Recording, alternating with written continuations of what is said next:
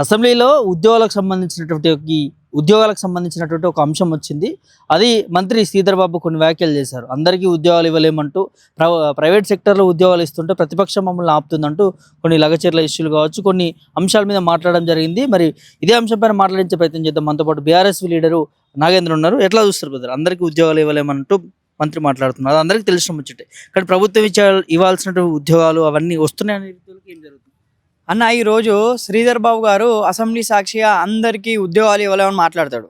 అదే రేవంత్ రెడ్డి, అదే బట్టి విక్రమార్క గారు ఎలక్షన్ సమయంలో ప్రభుత్వ 2 లక్షల ఉద్యోగాలు నిరుద్యోగులకు ఇస్తామని ప్రకటించిండు.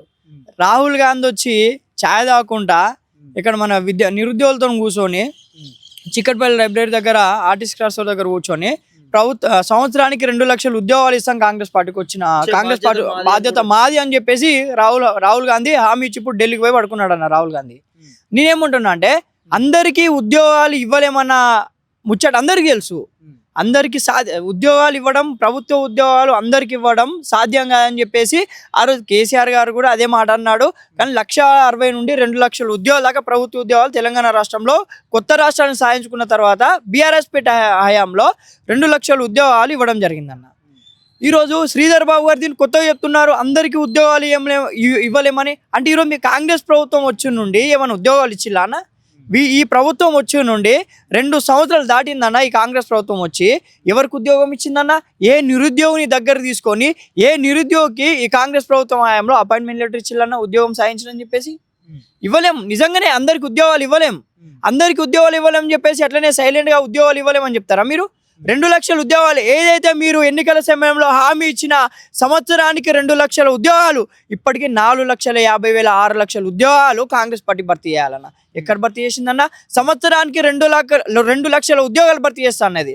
మా ప్రభుత్వం వచ్చుడుతోనే సంవత్సరానికి 2 లక్షల ఉద్యోగాలు భర్తీ చేస్తాం తెలంగాణ రాష్ట్రంలో, ప్రతి నిరుద్యోగిని దగ్గర తీసుకున్నామని చెప్పింది కాంగ్రెస్ ప్రభుత్వం. ఈ మాటల మంత్రికుడు ఈ రేవంత్ రెడ్డి ఏం చెప్పిండు? మాటల మాయదారి రాహుల్ గాంధీ వచ్చి ఏం చెప్పిండు? మీరు గెలిపియండి మమ్మల్ని, మేము 2 లక్షల ఉద్యోగాలు మీ చేతిలో పెడతామన్నారు. 2 లక్షల ఉద్యోగాలు కాదు కదా, మహిళలకు ఇస్తా అన్న స్కూటీల కంచి మొదలు పెడితే 2,500 కూడా ఇయ్యలేని పరిస్థితి వచ్చింది. ఈరోజు మేము ఏమడుగుతున్నాం? శ్రీధర్ బాబు గారు మేము ఏమడుగుతున్నాం? ఈరోజు మీరు ఐటీ సెక్టర్లో ఉన్నారు, ఎన్ని ఐటీ కంపెనీలు తీసుకొచ్చిళ్ళు? కాంగ్రెస్ ప్రభుత్వం వచ్చి ఉండండి, నేను ఐటీ శాఖ మంత్రి అని చెప్తారు కదా, నేను మేధావిని, నేను ఐటీ శాఖ మంత్రిని. కేటీఆర్ ఏం తీసుకొచ్చిండు? హైదరాబాద్ కంపెనీలు అంటారు కదా. ఒక్కసారి గచ్చిబౌలి ఫ్లైఓవర్లు, రాయదుర్గ్లో ఉన్న ఫ్లైఓవర్లకి చూడండి, ఐటీ కంపెనీలు మీకు కనబడతాయి. ఒక్కసారి Jubilee hills, Banjara hills, Madhapur, లేకుంటే ఆ గచ్చిబౌలి ఫైనాన్షియల్ డిస్ట్రిక్ట్ సైడ్ పోండి శ్రీధర్ బాబు గారు, మీకు అక్కడ కంపెనీస్ కనబడాయా? కేటీఆర్ గారు తెచ్చిన కంపెనీస్ ఎన్ని? ఈ రాష్ట్రం అభివృద్ధి కోసం, ఈ రాష్ట్ర ప్రజల కోసం, ఈ రాష్ట్రంలో ఉన్న నిరుద్యోగుల కోసం, ఈ రాష్ట్రంలో బీటెక్ పాస్ అయ్యే ఒక సంవత్సరానికి 5 లక్షల మంది విద్యార్థులు బయటకు వస్తే కేటీఆర్ గారి హయాంలో లేకపోతే బీఆర్ఎస్ పార్టీ హయాంలో మెయాటి విద్యార్థులు ఈరోజు ప్రైవేట్ రంగంలో తెలంగాణ రాష్ట్రంలో ఉన్న మారుమూలలో ఉన్న విద్యార్థులు అక్కడనే డిస్ట్రిక్ట్ హెడ్ క్వార్టర్స్లో జాబ్ చేయాలని చెప్పేసి ప్రతి డిస్ట్రిక్ట్లో వాళ్ళు ఈరోజు వాళ్ళు వచ్చిన తర్వాత అక్కడ ఉన్న ఐటీ కంపెనీలు మూతపడిపోయినాయి. ఈరోజు డిస్ట్రిక్ట్ హెడ్ క్వార్టర్స్లో ఏదైతే కేటీఆర్ గారి స్వయం కృషితోని, కేటీఆర్ గారి పట్టుదలతోని ప్రతి డిస్ట్రిక్ట్న ఇంటర్వ్యూస్ కండక్ట్ చేయించి అక్కడనే ఉద్యోగాలు చేయాలి. ఎక్కడికో హైదరాబాద్కి వచ్చే అవసరం లేదు. హైదరాబాద్కి వచ్చి మీరు ఉద్యోగం చేసే అవసరం లేదు. మీ ప్రాంతంలోనే మీరు ఉద్యోగాలను చేయాలని చెప్పేసి ఆ రోజున్న ఐటీ శాఖ మంత్రులు కేటీఆర్ గారు ఒక గొప్ప ఆలోచనతోని మారుమూల గ్రామంలో కూడా ఐటీ కంపెనీ స్థాపించే విధంగా చర్యలు చేపట్టిన కేటీఆర్ గారి కాదా? ఆ రోజు ప్రభుత్వ ఉద్యోగాలు అందరికి ఇవ్వడం సాధ్యం కాదనే కదా ఐటీ రంగాన్ని ఇంకా గొప్పగా మెరుగుపడేలా తీర్చిదిద్దింది. ఈ రాష్ట్రానికి, ఈ హైదరాబాద్ నగరానికి ఎన్నో ఐటీ కంపెనీలను తెచ్చింది. ప్రతి ఒక్క విద్యార్థికి, ప్రతి ఒక్క నిరుద్యోగికి ప్రభుత్వ ఉద్యోగం సాధ్యం కాదని చెప్పేసే కదా ఈరోజు ఐటీ రంగంలో చాలా మంది విద్యార్థులు, ఐటీ రంగంలో తెలంగాణ రాష్ట్రానికి సంబంధించిన విద్యార్థులు ఎక్కడనో హైదరాబాద్ మారుమూల ప్రాంతంలో ఉన్న విద్యార్థి కూడా ఈరోజు ఐటీ సెక్టార్లో జాబ్ చేస్తున్నారంటే దానికి గర్వకారణం గొప్పగా తెచ్చిందని మీరు అంటున్నారు. బీఆర్ఎస్ గత హయాంలో కేటీఆర్ గారు తెచ్చినట్టు. కానీ ఇప్పుడు మేము ప్రయత్నం చేస్తామంటే ప్రైవేట్ సెక్టర్లో ఇండస్ట్రియల్ తీసుకొస్తా ఉంటే బీఆర్ఎస్ పార్టీ అడ్డుకుంటుంది. లగచర్ల ఇష్యూలో కూడా ప్రధాన ప్రతిపక్షమైనట్టు బీఆర్ఎస్ పార్టీ అడ్డుకుంటుంది. అంటే ఉద్యోగాలు ఇవ్వడానికి బీఆర్ఎస్ పార్టీ సహకరించట్లేదు అన్నట్టు వాళ్ళు మాట్లాడుతున్నారు. ఇప్పుడు ఉద్యోగాలు ఇవ్వ చేతనైతలేదు మీకు. బీఆర్ఎస్ పార్టీ మీద ఎందుకు ఇస్తున్నారు? ఫస్ట్ మీకు తెలంగాణ రాష్ట్రంలో నిరుద్యోగ యువతకు ఉద్యోగాలు ఇచ్చే దమ్ము లేదు. ఈ కాంగ్రెస్ ప్రభుత్వానికి రాష్ట్రంలో నిరుద్యోగ యువతను దగ్గర తీసుకునేంత దమ్ము లేదు. ఈ రాష్ట్రంలో ఉన్న నిరుద్యోగ యువతతోని మీరు చర్చ పెట్టేంత దమ్ము ఉందా రాహుల్ గాంధీ గారు? నేను అడుగుతున్నా. ఈ రాష్ట్రంలో ఉన్న నిరుద్యోగులతో, ఈ రాష్ట్రంలో లైబ్రరీలోకి వెళ్ళి ఈ రాష్ట్ర ముఖ్యమంత్రి రేవంత్ రెడ్డి కానీ, ఈ రాష్ట్రంలో ఉన్న మంత్రి కానీ, లేకపోతే ఇప్పుడు అసెంబ్లీలో మాట్లాడిన శ్రీధర్ బాబు గారు కానీ వెళ్ళి వాళ్ళతో చర్చ పెట్టేంత దమ్ము ఉందా నేను అడుగుతున్నా. ఈరోజు ఉస్మాన్ యూనివర్సిటీ విద్యార్థిగా ఈరోజు మీరు ఉద్యోగాలు ఇస్తా అంటే బీఆర్ఎస్ పార్టీ ఎందుకు అడ్డుకుంటుంది? ఈరోజు మీరు ఈ రాష్ట్ర ప్రజల కోసం, ఈ రాష్ట్ర ప్రయోజనాల కోసం, ఈ రాష్ట్రంలో ఉన్న విద్యార్థి నిరుద్యోగుల కోసం ఆలోచిస్తా అంటే వాళ్ళ బావు కోసం చూస్తా అంటే వాళ్ళకు ఉద్యోగాలు కల్పిస్తా అంటే బీఆర్ఎస్ పార్టీ ఎందుకు అడ్డుకుంటుందని నేను అడుగుతున్నా. ఈరోజు లగిచేరులో ఫార్మాసిటీతో రేవంత్ రెడ్డి అల్లుడికి రేవంత్ రెడ్డి కుటుంబ సభ్యులకి ఈరోజు అక్కడ ఉన్న కంపెనీలు కూడబెట్టాలని చెప్పేసి అక్కడ రైతుల దగ్గర ఉన్న భూములు గుంజుకుంటున్నారు. ఊరుకోవాలి నా బీఆర్ఎస్ పార్టీ?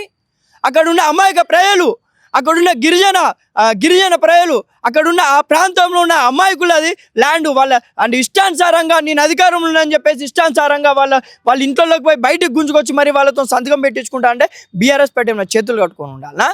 అంటే ఈ రాష్ట్ర ప్రజల కోసం ఆ రోజు ఉమ్మడి ఆంధ్రప్రదేశ్లో తెలంగాణ రాష్ట్రానికి జరిగే అన్యాయాన్ని ప్రశ్నించింది. తెలంగాణ రాష్ట్రాన్ని జరిగే అన్యాయాన్ని గల్లాబట్టి ఆంధ్ర నాయకులను అడిగిన దమ్మున్న ఒక పార్టీ బీఆర్ఎస్ పార్టీ. ఈరోజు ప్రతిపక్షంలో ఉన్నది కాబట్టి 100కు 200% ఎక్కడ ఈ రాష్ట్రంలో ఎక్కడ ఎవరికి ఏ అన్యాయం జరిగినా ఈరోజు బీఆర్ఎస్ పార్టీ ముందుంటుంది. లగిచేర్ల గురించి మాట్లాడుతున్నారు. అంటే ఈరోజు మీరు ఈ రాష్ట్రంలో నిరుద్యోగ యువతకు ఉద్యోగం కల్పిస్తా అంటే లగిచేర్ల అడ్డొచ్చిందా? BRS party అడ్డొచ్చిందా? అంటే లగిచేర్లలో ఉన్న పేదల భూములు మీరు గుంజుకుంటుంటే, లగిచేర్లలో ఉన్న పేదల భూములు రేవంత్ రెడ్డి కుటుంబ సభ్యులు కట్టుబెడుతుంటే, లగిచేర్లలో ఉన్న ఆ భూమిని అక్కడ ఉన్న ప్రజలను ఇబ్బందులు పాలు చేస్తుంటే బీఆర్ఎస్ పార్టీ ఎందుకు కావాలన్నా?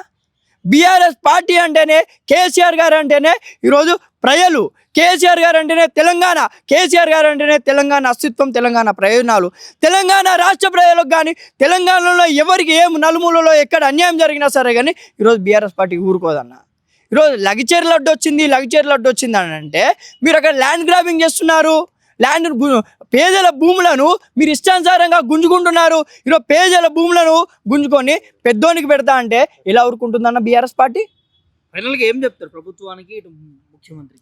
ఈరోజు ఏదైతే అసెంబ్లీ ఎన్నికల సమయంలో ఈ దొంగ కాంగ్రెస్ నాయకులు, ఈ పనికిరాని చేతగాని కాంగ్రెస్ నాయకులు అసెంబ్లీ ఎన్నికల సమయంలో వాడ గ్రామాన జిల్లాన తిరిగి 2 లక్షల ఉద్యోగాలు ఇస్తాం, మహిళలకు 2500 రూపాయలు ఇస్తాం, ఈరోజు 18 సంవత్సరాలు దాటిన ప్రతి యువతులకు ఈరోజు మేము స్కూటీలు ఇస్తాం, నిరుద్యోగ భృతి ఇస్తామన్నారు, హెల్త్ కార్డు ఇస్తా అన్నారు, 10 లక్షల హెల్త్ ఇన్సూరెన్స్ అన్నారన్న. ఏమైందన్నా? ఎక్కడ పోయిందన్నా? ఈరోజు ముందు మీరు ఎన్నికల్లో ఏదైతే ఇచ్చిన హామీలు నెరవేర్చండి రేవంత్ రెడ్డి గారు, శ్రీధర్ బాబు గారు. అసెంబ్లీలో మీరు చెప్పడం కాదు, ప్రతి ఒక్కరికి తెలుసు, తెలంగాణ రాష్ట్రంలో ఉన్న ప్రతి యువకులకు తెలుసు ఈరోజు ప్రభుత్వ ఉద్యోగాలు అందరికి పాసిబుల్ కావు, ప్రభుత్వ ఉద్యోగాలు అందరు రావడానికి చాలా ఇబ్బంది అందరికీ తెలుసు. మీరు ప్రైవేట్ రంగంలో ఎన్ని ఉద్యోగాలు కల్పించిళ్ళు, ఎన్ని కంపెనీలు తెచ్చారు హైదరాబాద్ రాష్ట్రానికి, దాని గురించి వివరించండి.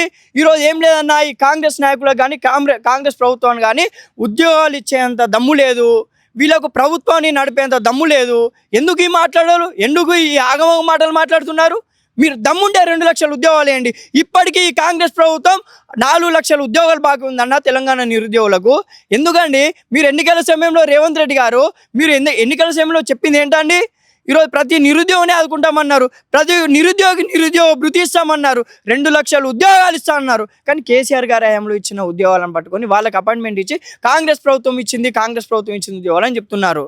మీరు కనుక ఉస్మాన్ యూనివర్సిటీ వేదికగా నేను కాంగ్రెస్ ప్రభుత్వాన్ని ఏమి హెచ్చరిస్తున్నా అంటే, మహిళలకు, విద్యార్థులకు, నిరుద్యోగులకు, తెలంగాణ రాష్ట్రంలో ఉన్న ప్రజలకు, తెలంగాణ రైతాంగానికి ఇచ్చిన హామీలను మీరు నెరవేర్చాలని ఈరోజు తెలియజేస్తున్నా. మీరు ఈ 2 లక్షల ఉద్యోగాలు మొత్తం ఈ కాంగ్రెస్ ప్రభుత్వం తెలంగాణ రాష్ట్రంలో నిరుద్యోగులకు ఉన్న బాకీ 4 లక్షల ఉద్యోగాలను భర్తీ చేయకుంటే ఈరోజు మీ కాంగ్రెస్ నాయకులను కానీ, కాంగ్రెస్ మంత్రులు కానీ, ఈ రేవంత్ రెడ్డిని కానీ తరిమి కొట్టే పరిస్థితి వస్తుందని తెలియజేస్తున్నా.